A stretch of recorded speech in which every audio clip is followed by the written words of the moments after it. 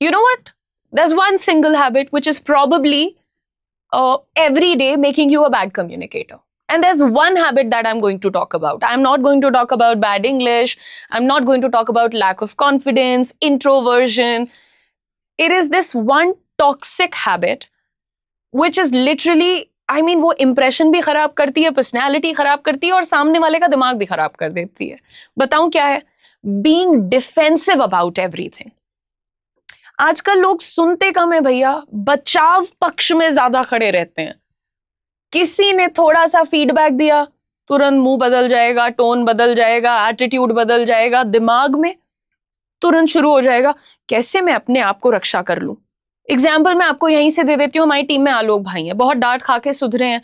जैसे मैं कहती थी आलोक ये थंबनेल अच्छा नहीं लग रहा है, मैम वो मैंने कल परसों नरसों किया था तो तरसों हो गया. मैंने 2 बार समझाया कि बेटा आप सिर्फ इतना बोलिए ओके. मैंने आपको पूछा कि क्यों खराब है, क्या गलती हुई, कैसे. मैंने क्या बोला? ये अच्छा नहीं है. आपको आता है अच्छा बनाना, आप ही सारा काम करते हो, तो मैं आपको क्रेडिट देती हूँ. तो मैंने फीडबैक दिया कि अच्छा नहीं है, तो आप बोल दो ठीक है, आई विल इम्प्रूव इट. हमारी ही टीम में एक और बच्चा है जिसका मैं एग्जाम्पल दे देती हूँ यहाँ पर. कल मैंने बोला यार ये वीडियो में स्पेलिंग मिस्टेक्स बहुत हो रहे हैं. बच्चा कहता है मैम वो तो आपकी ही स्क्रिप्ट से उठा के लिखा. मैं अंग्रेजी ही पढ़ाती हूँ, मैं उड़ती चिड़िया की स्पेलिंग गिन लेती हूँ, पंख नहीं गिनूंगी, है ना. तो मेरी स्क्रिप्ट में गलती हो जाए ये तो कोई नहीं साबित कर सकता है, कोई नहीं कर सकता, राइट. और दूसरी चीज ये कि मैं अपनी स्क्रिप्ट खुद पढ़ती हूँ और फिर भेजती हूँ. पॉइंट है ना. तो ये सब कहने की जगह आपको क्या कहना है? Okay, I'll improve it, I'll get this sorted, I'll get this fixed. किसी और को फीडबैक देना है, फीडबैक दे देंगे. बट लोग क्या करते हैं, उसकी गलती नहीं थी, मेरी गलती नहीं थी, पर उसने भी तो ऐसा किया था, मैंने भी तो किया था. दोस्तों, देवियों, सज्जनों, ये तो मेरी टीम के प्यारे बच्चे हैं, ये ज्यादा गलतियां नहीं करते, थोड़ी थोड़ी करते हैं. लेकिन बहुत सारे लोग हैं ना, ये अपने डिफेंसिव बिहेवियर को बहुत अपनी अना पे, जो कहते हैं नहीं घमंड पे, वहां लेके चले जाते हैं. हर वार्तालाप, हर कॉन्वर्जेशन आपकी कोई कोर्ट केस नहीं है, है ना. क्या मतलब किसी ने बोल दिया कि नहीं जम रहा है आज का ये फीडबैक, ये आइडिया अच्छा नहीं है, agree disagree, but don't be defensive.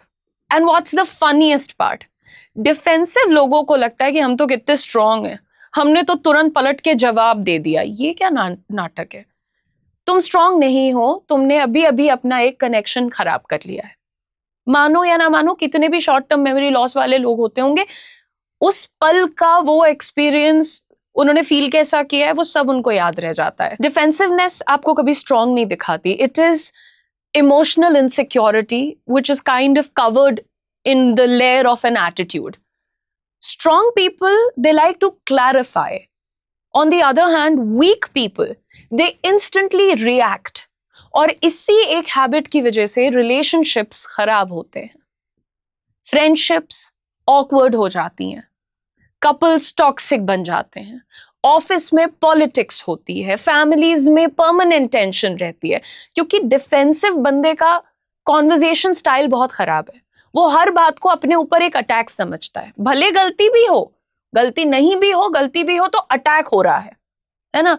देखो, अगर तुम्हें लगता है कि जैसे मान लो किसी ने बोला यार टोन थोड़ी रूड है, या टोन हमें ठीक नहीं लगी, तो सामने वाला अगर जवाब देता है अच्छा तो अब मैं विलेन बन गया हूं. एक्सक्यूज मी, क्या मतलब अगर मैंने बोल दिया कि आपकी टोन ठीक नहीं लग रही है तो नहीं लग रही है, गलत रही होगी. अब तुम यहाँ विलेन जैसे एग्रेसिव वर्ड्स यूज कर रहे हो, उसी बात को प्रूव कर रहे हो. ऑस्कर दे देना चाहिए ना. आजकल लोगों को अकाउंटेबिलिटी इंसल्ट लगने लगी है, जिम्मेदारी नहीं ली जाती है, कोई इंप्रूव नहीं होना चाहता है. इस कॉन्टेक्स्ट में एक्सप्लेन करना है, जस्टिफाई करना है, अपनी इमेज को किसी भी कीमत पे प्रोटेक्ट करना है. एंड ऑनेस्टली डिफेंसिव लोग कभी जेन्युइनली ग्रो नहीं कर पाते. आई एम टेलिंग यू, धीरे धीरे बहुत फ्रस्ट्रेटेड हो जाते हैं लाइफ में, क्योंकि ग्रोथ के लिए बेटा एक डेंजरस चीज चाहिए होती है. एंड दैट डेंजरस चीज is very simple, the ability to hear uncomfortable truths calmly. But हम लोगों के सिस्टम में, आई थिंक दुनिया भर में, मैं सिर्फ अपने देश में नहीं बोलूंगी, दुनिया भर में बचपन से कंडीशनिंग ही एक अलग तरीके से दी जा रही है, खासकर जो हम अपने आसपास देखते हैं. पेरेंट्स गलती को एक्सेप्ट नहीं करना चाहते, टीचर्स इंसल्ट करके करेक्ट करते हैं, अब अगर जैसे कोई ग्लास तुमसे टूट गया तो तुम तो बड़ी मार पड़ेगी तुम्हें, लेकिन मम्मा से टूट गया, हाँ तो क्या हो गया, दुनिया भर का सारा काम तो मैं करती हूँ, तो एक गलती हो गई तो क्या, डिफेंसिव हो गई ना मम्मा। मम्मा को बुरा नहीं बोल रही हूँ, मम्मा तो अच्छी होती हैं। टीचर्स की बात, जैसे मैं शुरुआती तौर में मैं भी घटिया टीचर ही थी, मैं मानूंगी, लेकिन जैसे क्या होता है कि होमवर्क नहीं किया मैम, कैसे क्यों नहीं किया, भूल गए, टीवी देखना भूले थे तुम, ये बेइज्जती कर दी बच्चे की। यार इतना ना अटैक मत करो सबको, समाज भी शेम कर रहा है, शर्म दिला रहा है, तो इंसान में क्या होता है, नेचुरली एक सर्वाइवल मैकेनिज्म डेवलप कर लिया उसने। गलती को मानो ही मत, झुठलाते रहो, डिफेंड करते हो, मैंने किया ही नहीं, मुझे पता ही नहीं, मैं तो हूं ही नहीं, ऐसा। और फिर वही वाली आदत हर रिलेशनशिप में कहीं ना कहीं घुस जाती है। आर्ग्यूमेंट छोटा सा होता है लेकिन ईगो बड़ा हो जाता है। कम्युनिकेशन का मेन पर्पस समझने की कोशिश करो यार, connection, peace, basically the ability to understand and be understood. Defensive people are always making conversations more like a competition. किसी को सही प्रूव करना है। अरे एक कॉन्वर्जेशन में दो लोगों के दो ओपिनियन हो सकते हैं, कोई दिक्कत नहीं, हम सही तुम गलत, तुम सही हम गलत नहीं चल रहा है हर वक्त। इसीलिए इमोशनली मैच्योर लोग बहुत रेयर होते हैं, क्योंकि मैच्योरिटी का मतलब is not about being perfect. Maturity का मतलब होता है without getting triggered, listening to feedback, listening to contradictory opinions, maybe listening to some criticism also. और सच बताऊं, अगर आप हर बात पे डिफेंसिव हो जाते हैं तो शायद दुनिया आपके अगेंस्ट नहीं है।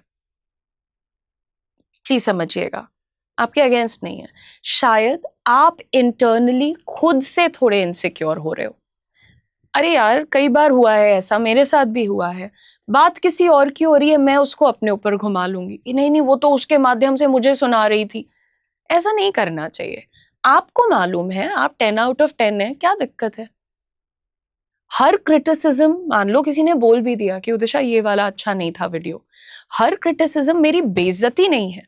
जब मेरा काम ही वीडियो का है, एक बच्चे को अच्छा लगेगा, अगले को गंदा लगेगा, क्या हो गया। हर बार जब कोई मुझसे असहमत है तो इसका मतलब ये नहीं कि वो मेरे ऊपर आक्रमण कर रहा है, इट्स नॉट एन अटैक। और अगर कोई मुझे सुधार रहा है, कह रहा है कि ऐसा नहीं ऐसा बोलो, तो अगेन वो कोई इंसल्ट नहीं है। कभी कभी, या मुझे लगता है ज्यादातर करके, लोग आपको जेन्युइनली समझाना ही चाहते हैं कि नहीं ऐसा करेंगी तो अच्छा लगेगा, ज्यादा अच्छा लगेगा। बट अगर आप इन सब चीजों के बीच में अपने ईगो को बॉडीगार्ड बना के खड़ा कर देंगी तो कम्युनिकेशन कैसे होगा, फिर तो सिर्फ कॉन्फ्लिक्ट होगा। और लाइफ में सबसे पीसफुल लोग वही होते हैं जो बेसिकली आर्ग्यूमेंट्स में कंफर्टेबली हार जाते हैं। उनको जीतना नहीं, वो कहते हैं ठीक है मैंने अपनी बात रख दी, उसने अपनी बात रख दी, इट्स गुड टू गो। हर बात को वॉर जोन नहीं डिक्लेयर करना है, ठीक है ना। आई होप मेरी बात समझ आ रही है। ट्राई टू अंडरस्टैंड सामने वाला किस पर्सपेक्टिव से, where are they coming from, किस जगह से आ रहा है वो इंसान। कभी कभी ना मम्मा पापा कुछ डांटते हैं तो ऐसे भी देखा करो कि यार 40 साल 50 साल पहले उनकी दुनिया में वही चीजें होती थी, हमारी दुनिया बदल गई है, एवोल्यूशन हो गया है, डेवलपमेंट हो गया है ना। इट्स नॉट ऑलवेज लाइक मुझे समझते नहीं, मेरा परिवार मुझे प्यार नहीं, ऐसा नहीं करना चाहिए। तो हर बात में डिफेंसिव मत होइए। Try to be a little more calm. Try to be a little more reasonable. Don't make everything a competition. And if you enjoyed the video, then don't forget to like, share and subscribe. Thank you.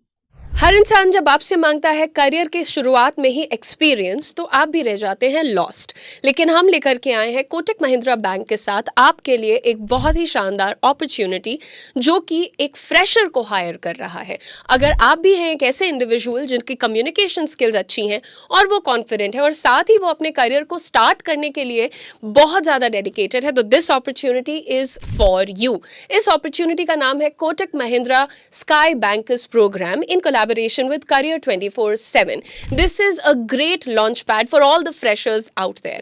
आप कहीं से भी हैं, आप इस programme के लिए apply कर सकते हैं।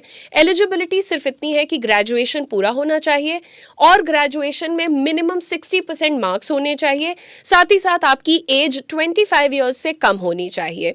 इस प्रोग्राम को स्पेशली डिज़ाइन किया गया है उन यंगस्टर्स के लिए जो कि अपने करियर को बैंकिंग में बूस्ट करना चाहते हैं। यहाँ पर आपको मिलेगी स्ट्रक्चर्ड 45 डेज इयर्स ट्रेनिंग और उसके बाद गारंटीड जॉब।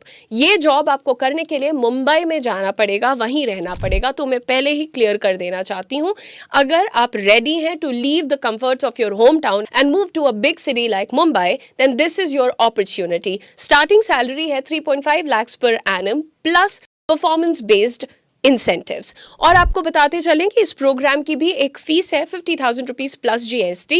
लेकिन जैसे ही आप इस जॉब में 1 साल कंप्लीट करेंगे, आपको आपके 50,000 rupees in the form of a bonus लौटा दिए जाएंगे। सो मेक श्योर कि आप इस अपॉर्चुनिटी को जरूर चेकआउट करें अगर आप फाइनेंस, बैंकिंग और कस्टमर रिलेशनशिप्स रोल में करियर को बिल्ड करना चाहते हैं। अप्लाई करने के लिए नीचे दिए गए डिस्क्रिप्शन में हमारा रजिस्ट्रेशन लिंक है, उस पर क्लिक करें, फॉर्म को पूरा फिल करें। आगे का पूरा प्रोसेस हमारी टीम आपको जरूर समझाएगी।